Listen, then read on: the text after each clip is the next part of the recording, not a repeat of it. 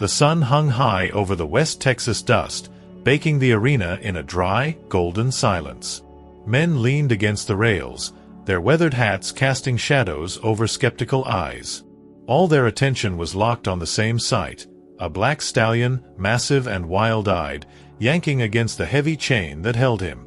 His coat gleamed with sweat, and a white star blazed defiantly on his forehead.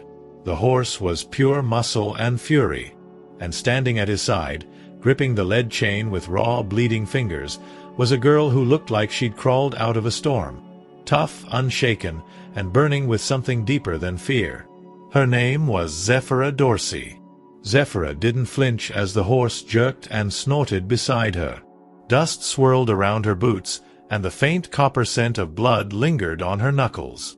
She wore a ripped pair of jeans and a denim shirt rolled to her elbows, nothing fancy, just grit. Her jaw was locked, her eyes locked tighter. The stallion beside her, Briar, wasn't just some beast on the auction block. He was her last connection to the man everyone here had already buried with judgment. Her father, Zephyra Dorsey, once rode that very horse, before the day everything fell apart. Briar was legend around these parts. Not for grace or beauty, but for being unbreakable.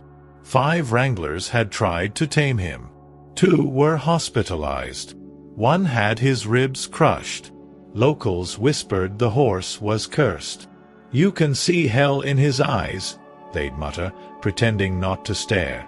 But Zephyra saw something else. She saw the same look in Briar's eyes that she'd seen in her father's, especially in the months before Selim's death.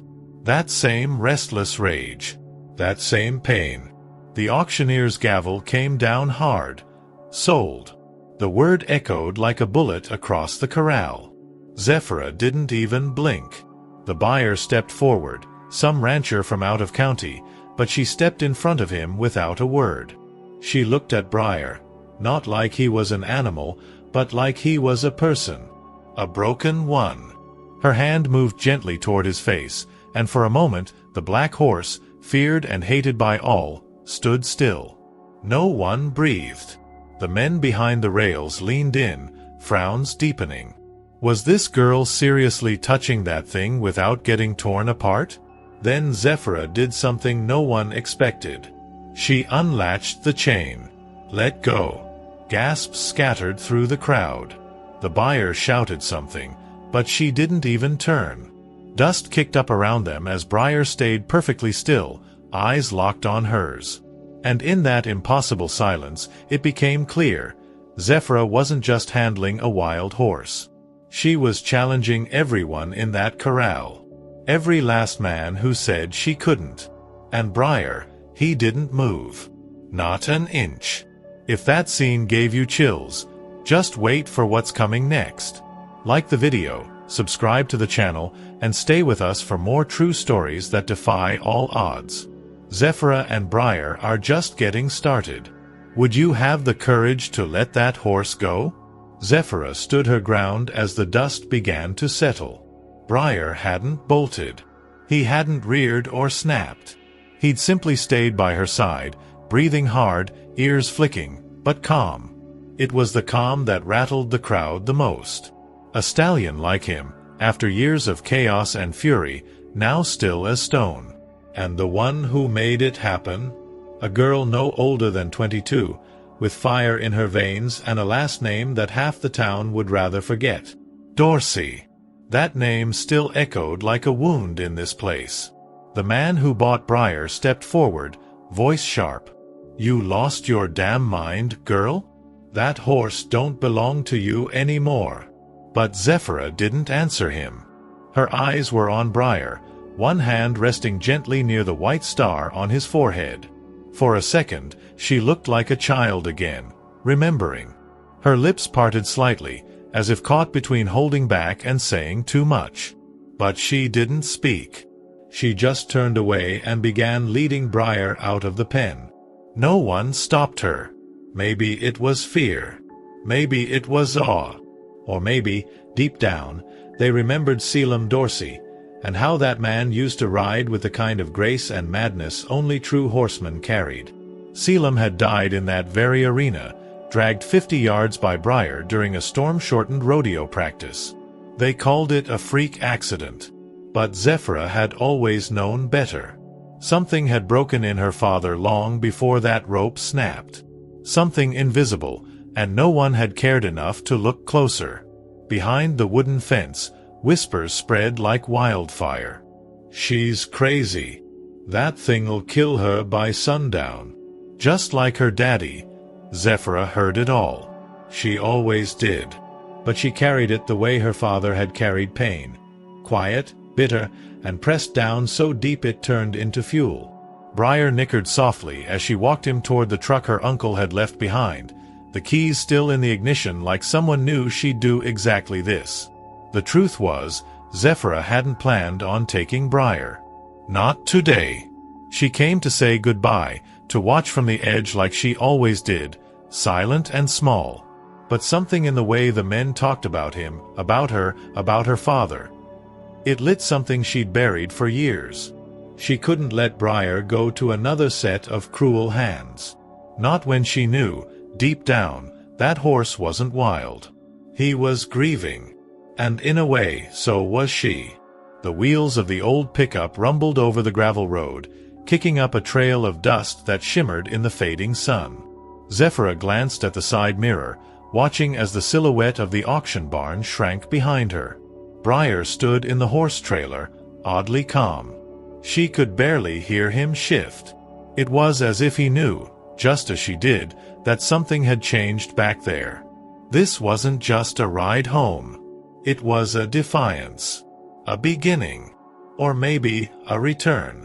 The road twisted past dying cotton fields and rusted-out machinery, remnants of a town that had long ago stopped growing.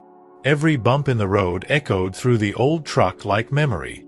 She gripped the wheel tighter as the shadows grew longer. Her father's voice played in her head without warning. "You don't ride a horse like Briar. You listen to him." He used to say that after long days in the saddle, when his hands were cracked and bleeding but his smile hadn't faded yet. That was before the drinking. Before the storm. She hadn't stepped foot in the Dorsey ranch since the funeral. The old house had been locked up, left to rot like the barn, the tack room, and everything else Selim had once touched. But as she pulled up the gravel drive, Zephyra felt something she hadn't felt in years. Welcome. Not from the house. Not from the land. But from the wind.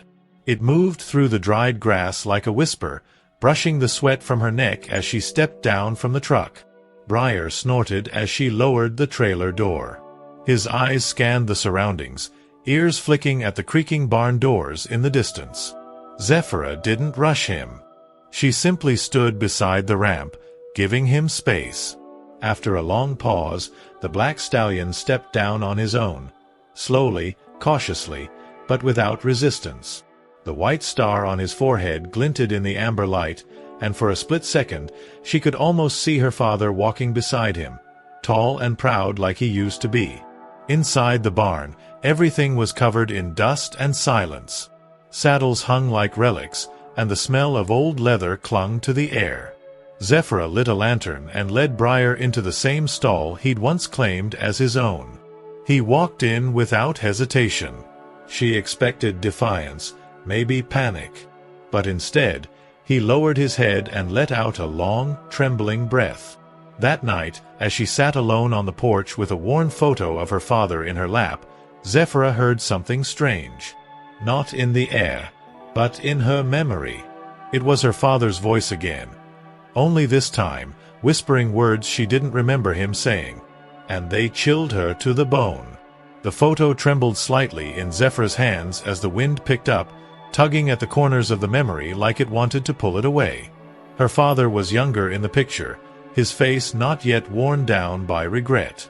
She stared at his eyes, those same sharp eyes she saw every day in the mirror, and tried to remember when exactly they started to look so tired. She kept hearing the words from her memory, "Don't trust the ones closest. Not with the horse. Not with the truth." It didn't make sense. He'd never said that. At least, not out loud. Inside the barn, Briar shifted in his stall, bumping the wood softly with his shoulder. Zephyra rose, grabbed the lantern, and stepped inside. The barn smelled like dirt, cedar, and ghosts. She paused by her father's old tack chest, still locked. She ran her hand along the top, her fingers tracing the carved initials, CD. Then she crouched beside it, pulled a rusted key from a hook she barely remembered, and turned the lock. It gave way with a groan, and inside were old bridles, tools, and something wrapped in oilcloth. She unwrapped it slowly. A leather-bound journal, cracked and faded. It smelled of sweat and tobacco. Her father had never been a writer, but she remembered how he used to scribble things down after long rides. Ideas, patterns in the horses, weather notes. But this was different. Page after page filled with short, jagged lines. Some pages were torn out entirely. Others were scribbled so hard the pen had nearly ripped the paper. One phrase repeated more than once. They said he spooked. But I saw his eyes. He wasn't scared. He was protecting something. Zephyra's throat tightened. She ran her finger over the words, as if they might vanish. The night of Selim's death, everyone claimed Briar had panicked, bolted, that he dragged Selim by accident. But if her father had written this, then he didn't believe it. He believed someone had made it happen. Or worse, Briar had reacted to something that wasn't fear, but threat. Suddenly, a loud thud came from outside. Zephyra stood up fast, lantern raised. The sound hadn't come from the wind. Briar lifted his head too, ears trained. She stepped out into the night, scanning the fields. Nothing but darkness. But she knew she wasn't alone. Because whoever had silenced Zephyra Dorsey hadn't expected Zephyra to come back. And now, they were watching. The morning came too fast. Zephyra hadn't slept. She'd spent the whole night turning pages in her father's journal, circling phrases that hinted at betrayal, circling names. Some were crossed out. Others were underlined. One name appeared more than once. Ward Kellum, a longtime friend of Selim's, once a ranch partner, now a local livestock dealer with influence over nearly every auction in 3 counties. Her gut twisted. She hadn't seen Ward since the funeral. But now, his name bled through every page like a shadow refusing to fade. She saddled Briar just past sunrise. The black stallion moved with a quiet focus, like he too sensed the air had changed. Zephyra had ridden him a dozen times as a kid, back when Selim held the reins beside her, guiding her through pastures like the world still made sense. But now, every step Briar took felt like walking over buried secrets. The town hadn't changed much. Same crooked signs, same cracked sidewalks, but the way people stared as she rode down Main Street was different. Not just cold. Wary. At the local diner, she tied Briar to the post outside and stepped in. Conversations died the second the bell above the door rang. Heads turned. One man, her old science teacher, stood up and walked out without a word. Others just stared over their coffee cups like they were seeing a ghost. Zephyra ignored them, went straight to the counter, and waited until the cook finally emerged. He said nothing, just slid her a cup of coffee, eyes never quite meeting hers. "I need to talk to Ward Kellum," she said flatly. The cook hesitated, then muttered, "He don't come round here no more. Not since, you know." His voice trailed off. She nodded, pretending not to notice the way his hands trembled slightly as he wiped the counter. Outside, Briar stamped once, sharp and sudden. A dog barked down the street, but it wasn't that. Something else had unsettled the horse. She stepped out quickly, heart hammering, only to find an envelope tucked beneath Briar's reins. Plain white. No markings. No name. Just one line, handwritten in red ink. "You're stirring up things better left buried. Walk away." Zephyra froze. Then she looked up and down the street. No sign of who had left it. The envelope fluttered in her grip like it was alive. Briar snorted again, shifting closer to her, eyes fixed on something behind the buildings. She knew that look. Someone had been watching, and now they were warning her. But Zephyra Dorsey had never been one to run. Would you have the courage to keep going after a warning like that? Or would you back off? Drop your thoughts in the comments. What would you do if you were Zephyra? Your comment might be featured in the next chapter. The envelope stayed on the passenger seat the whole ride back, untouched but impossible to ignore. Zephyra stared at it during every red light, every curve in the road, as if it might whisper something if she just stared long enough. The handwriting, sharp, rushed, felt like someone had written it with shaking hands. Fear? Anger? Guilt? She couldn't tell. But the words rang louder than anything else. Walk away. She wasn't going to. Back at the ranch, the silence was heavier than usual. The barn creaked with each gust of wind. She unsaddled Briar slowly, brushing him down while the sun cast long shadows across the wooden walls. His coat shimmered black-blue, still carrying dust from town. He was calm again, but not relaxed. His ears flicked constantly, his muscles just slightly tense. Like he was remembering something. Horses didn't forget pain easily. Neither did Zephyra. That night, she took the journal back out and focused on one specific entry dated just 3 days before Selim's death. It read, "If Ward pushes again, I'll have to come clean. I can't let them touch the horse. Not after what he saw." What he saw. Zephyra's heart pounded. What could Briar have seen? Her father had always treated that horse like a partner. Not a tool, not a trophy. The idea that Briar had witnessed something that made him react, made him fight. It changed everything. Maybe Selim hadn't lost control. Maybe he was silenced before he could speak. And maybe, just maybe, someone was afraid Zephyra would figure it out. That night, Zephyra didn't sleep in the house. She brought an old sleeping bag into the barn and lay beside Briar's stall, lantern flickering low. The barn groaned in the wind, and she listened to the steady rhythm of the horse breathing. At one point, she swore she heard footsteps outside, but when she peeked through the slats, there was nothing but darkness and wind. Still, she didn't feel alone. Just before dawn, Briar did something he hadn't done since she brought him back. He whinnied softly, then pawed at the floorboards beneath his stall. Once, twice, then again, in the exact same place. Zephyra sat up, heart racing, and stepped inside with the lantern. She knelt down and pushed away the straw. There, beneath the boards, was something solid. Something wrapped in cloth, wedged into a narrow gap under the floor. Briar stared down at her, eyes calm, still, but deep. He hadn't forgotten. And now, he was showing her where to start. Zephyra's fingers trembled as she pried the old cloth free from the gap in the floor. Dust filled her lungs, but she didn't stop. Carefully, she pulled it out, revealing a small, weathered cassette recorder, wrapped tightly in what looked like one of her father's old handkerchiefs. The tape inside was labeled in blocky handwriting, WK/July 3rd.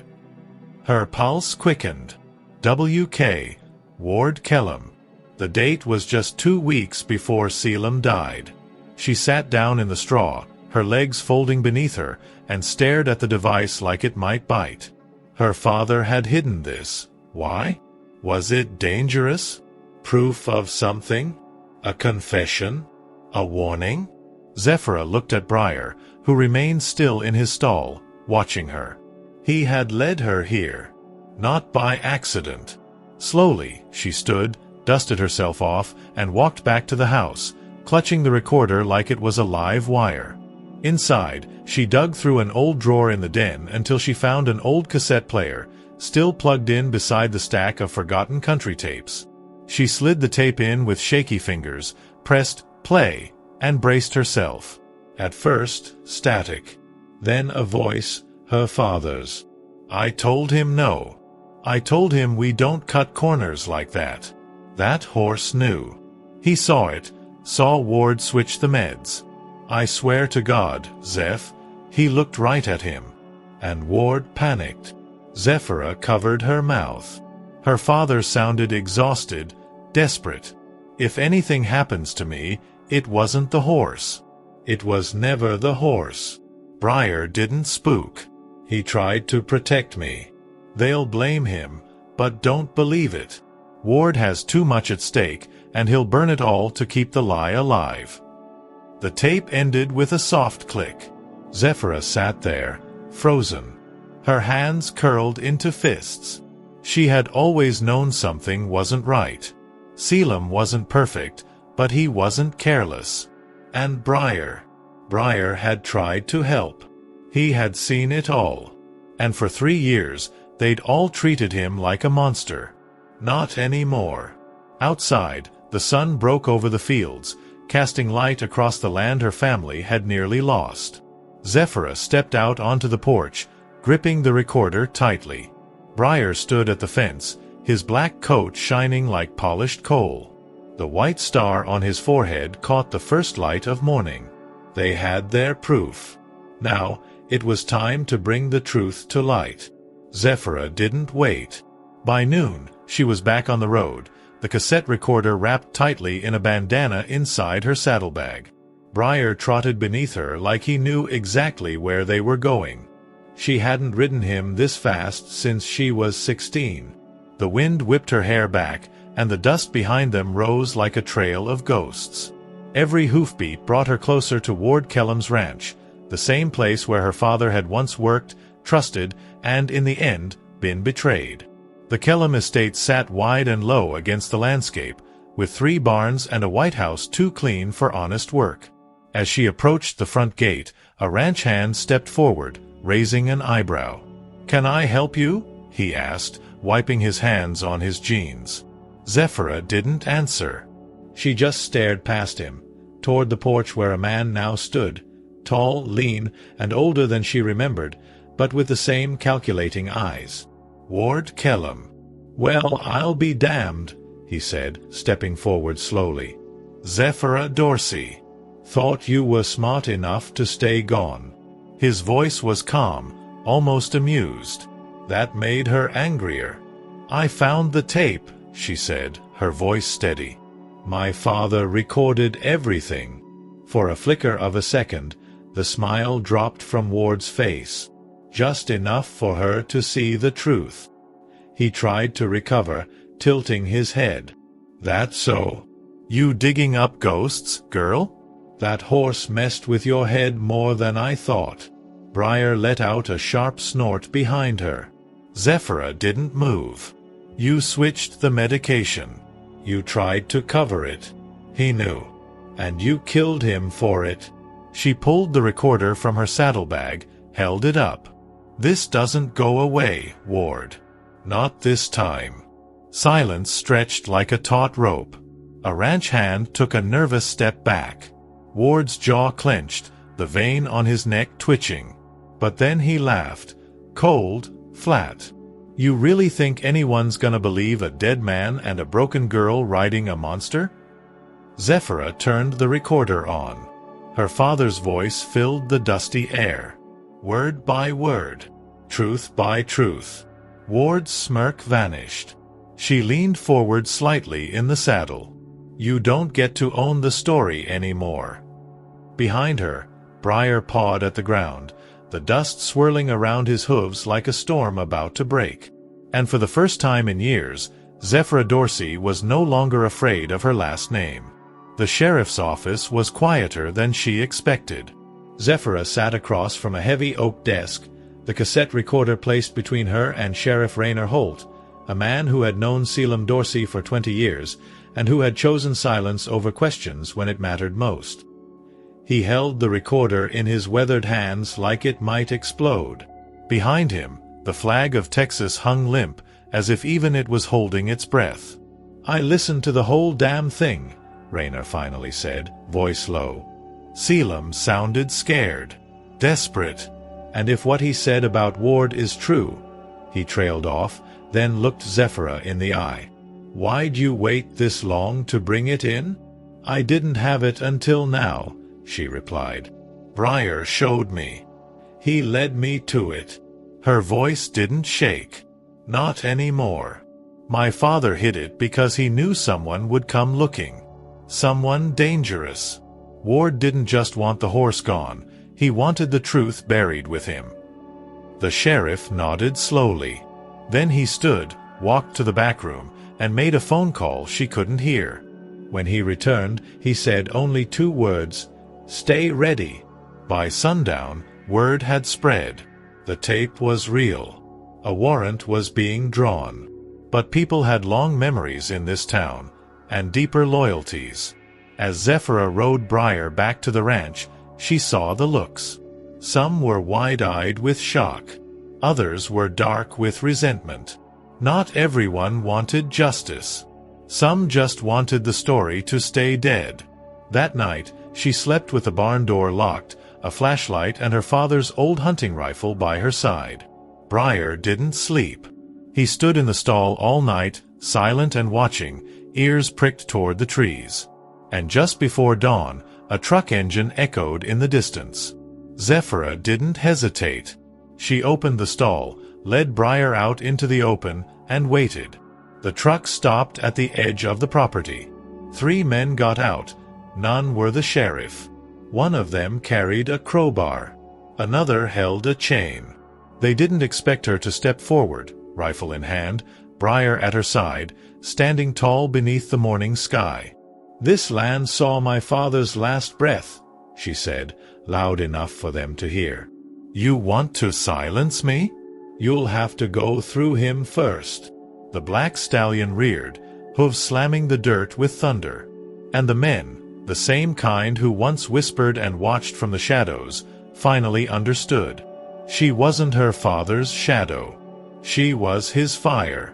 The sun rose slow and heavy over the Dorsey ranch, casting golden light across the dirt and silence left behind.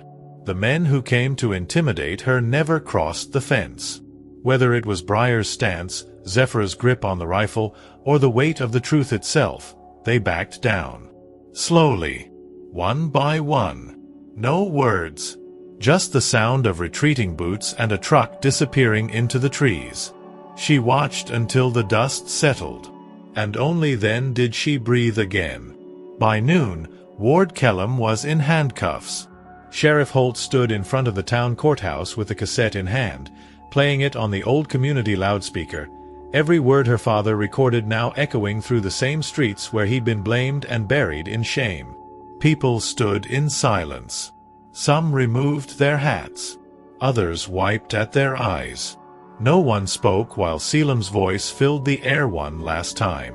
Zephyra didn't attend the announcement. She stayed at the barn, standing beside Briar, brushing his coat with the same rhythm her father once used. She didn't need applause. She didn't need forgiveness. What she needed, what she'd fought for, was peace. And maybe now, finally, she had it. The world didn't feel lighter, but it felt clearer. A week later, the town council voted unanimously to remove Selim Dorsey's name from the blacklisted roster of rodeo riders, and to rename the South Arena Gate after him.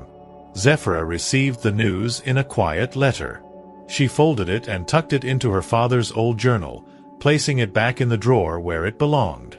Then she saddled Briar and rode, not for revenge, not for answers, just for the feeling of the wind again. The land was different now. It breathed with her. And Briar, once branded a killer, now moved like he remembered what trust felt like. He responded to her every cue, not as a servant, but as a companion. The bond between them wasn't built in training sessions or shows. It was built in grief, in silence, and in the fight to be believed. As the sun dipped behind the hills, Zephyra stopped by the fence overlooking the old rodeo grounds. The same ones where her father had once fallen. She whispered, "We're still here, Pa." Then she leaned forward and let Briar run. Full gallop. Free. Because some flames don't burn out. They just pass to the next rider. If this story moved you, give it a like and subscribe for more powerful true stories of courage, loss, and redemption. Don't miss the next chapter in our journey through the untold truths of the forgotten.